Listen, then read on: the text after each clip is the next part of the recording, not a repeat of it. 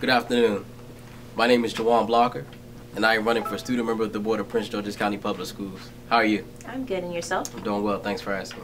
So why do you want to run for student member of the board, and what makes you qualified? That is a great question. Why do I want to run for student member of the board? I don't think that it's about why I want to run for student member of the board. It's more about the fact that I know or understand that it's more about serving the people and actually bringing something to the table in which I can ensure that the student voice is heard, not only heard, but we can also advocate and stand up for ourselves as well. And I think that's one of the things in which why I decided to declare candidacy for student member of the board, because of that reason, and to really serve and make sure that I serve and stand by the students and for the students. Okay. What would you do if you were to win student member of the board? If I were student member of the board, again, that's a great question. Thank you. If I was student member of the board, I have a list of several different things that I would work for. One of the things that someone mentioned to me when I was speaking to some students from middle school a couple of days ago, one thing that they mentioned was the fact that our current student member of the board, Jeffrey Taylor, was trying to work very hard to implement driving school and to have driving school actually inside of school. And I totally agree with it, and I would love that to be one thing that I would love to work towards, because I think that it will also be more affordable. We have a lot of students, unfortunately, who cannot afford driving school, because I'm sure that it costs an abundant amount of money. So I think that it'd be a great idea to actually look into how we can actually implement the driving schools inside of the school. Another thing that I want to do, I've been doing some research on the free and reduced breakfast program and also the free and reduced lunch program. And one of the issues that popped up was the fact that we have more students participating in the free and reduced lunch program than we do in the breakfast program. And again, I talked to several different students, and one of the reasons why they think that is happening is because most of the students, or some students, if some of them have to walk to school, or some of them just come late, and because of the fact that they come late, or whatever happens in several different scenarios, because there are several different scenarios, they miss the regularly scheduled time for breakfast. So one thing that I would really want to do and implement is add a grab and go option. So say for instance that you are late or that you miss school one day, you can go into the cafeteria. They have a nice section that says grab and go, and it'll have whatever the breakfast was that day in a brown paper bag, in which the students could easily walk into the cafeteria, either grab it and consume it while they're in the cafeteria, or start consuming it on their way to class, or even trying to hurry and consume it during school. I think this would be great, because you never know what will go on that day. For instance, you may have a test, but you didn't have any breakfast or anything. You have to wait till lunch for most of the students. So that's one thing, or a second thing, excuse me, that I would like to implement. Another thing that I would like to implement, I really want to implement a tutoring program for our schools, so an after-school program for our schools.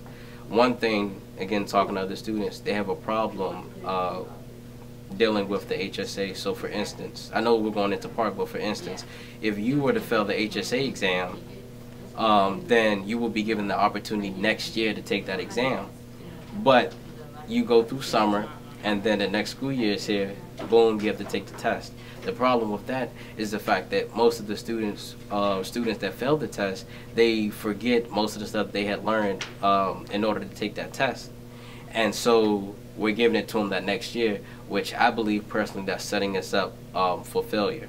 So one thing that I want to do, or where the tutoring programs will come in, we would have after-school program for students in which failed that test exam, and whatever subject they failed it in, they would be given the opportunity to have several different tutoring lessons just to refresh on that subject matter, so that they are more successful, and their chances of actually passing that test is a lot greater than just taking it without having that prior practice.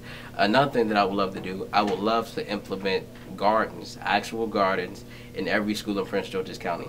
I'm pretty sure that in every school in Prince George's County, there's an area in which we can start a little garden. I'm talking about possibly growing vegetables, fruits, just everything. I think it'd be good. I'm looking possibly at having committees at each school, whether it's an environmental committee, just something in which students can come together and they learn how to garden, which also leads to other doors. And I really think that it would be a great idea because it gets students involved and really connects students, and hopefully making use of the fresh produce that they create or grow, excuse me. So those are some of the things that I would want to work for. Of course, I have many other things that I want to work for, but I'm ready when you are for the next question. Okay. Thank you. Why do you believe student member of the board should receive full voting rights? That's a great question. I believe that the student member of the board deserves to have full small voting rights because the only opposition against it is the fact that many people are saying that we're too immature or we don't have enough experience.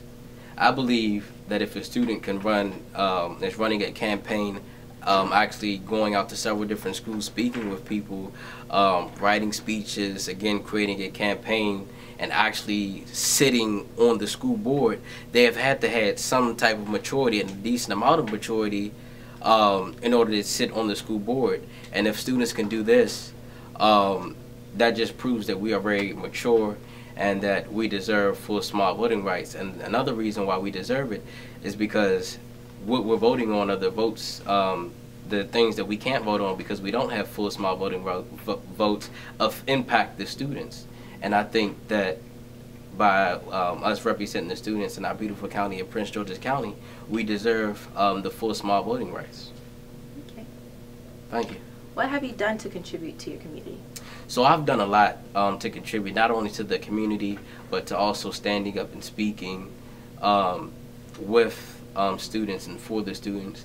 And several different things that I would like to speak on is the fact that I led a demonstration in honor of Michael Brown and Eric Garner, which actually made the Washington Post. It was actually an in-school sit-in at our school. Another thing that I've done, I've organized a group of students in which we took over to Hyattsville because they wanted to work on getting the voting age lowered down, allowing 16 and 17-year-olds the right to vote in municipal elections.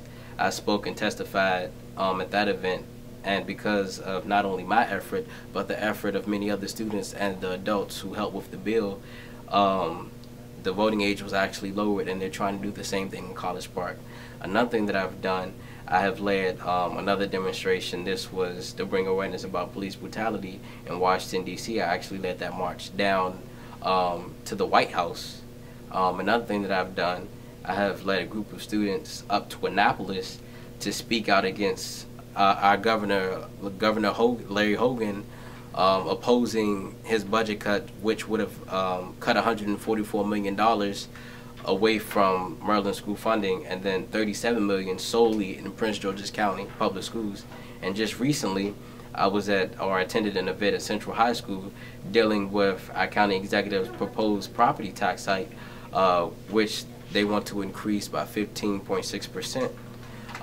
And one of the things, while I was sitting there, one of the things that I noticed is the fact that, you know, there were students, not only students, the student voice was not heard when I was sitting there. People had some great points, but one thing that we forgot is the students. We are in the middle of this. Why? Because whatever happens directly impacts us. So I believe that we deserve a voice in that. And one thing that I did, I actually had the opportunity to hit the microphone and speak and ask how many student leaders were contacted and how many students, just regular students, were brought up and were actually given the opportunity to speak out and voice how they feel about a property tax increase, because it affects us as well, dealing with education. Thank you. What would be your agenda if you were to win student member of the board? That's a great question. So my agenda, or I like to call it my 3 pillars. My 3 pillars is awareness, student advocacy, and then full small voting rights. Again, how do I plan on doing this? For one, I want to make sure that students, all of our students, especially in Prince George's County, are aware of local, state, and national issues. I think that it is very imperative that we understand what's going on in our local community, our state, and then the federal. So what's happening on the federal or national level. I really want us to narrow it down a lot more. I really want us to focus on what's going on not only in our communities but especially in our state. It is important that we stay up to date on everything that's going on, and then that actually correlates and goes into student advocacy, because for us to speak up, especially like we're doing in SGA, we need to be aware of the issues that are going on around us so that we're able to speak up and stand for what we believe in, and then that ties into full SMOB voting rights, because if we have a lot of students really speaking up on several different issues, not just within the Student Government Association, but stuff that affects us in the community, state, and then even national levels. I believe that this is a push that could possibly get us to starting a campaign to get the SMOB of Prince George's County full SMOB voting rights. Montgomery County, in fact, Montgomery County, they campaigned for full SMOB voting rights. Unfortunately, it did not get passed in the House, but however, it was still a great effort. And one of the things that I will do to ensure, or try to ensure, that our chances of getting the full SMOB voting rights is really working with Montgomery County and several different counties, especially Arundel County, because I understand that they have full SMOB voting rights. All right. Thank you for your time, Juwan. Thank you so much. Have a nice one. Juwan Blocker, student member of the Board of Prince George's County Public Schools. Thank you.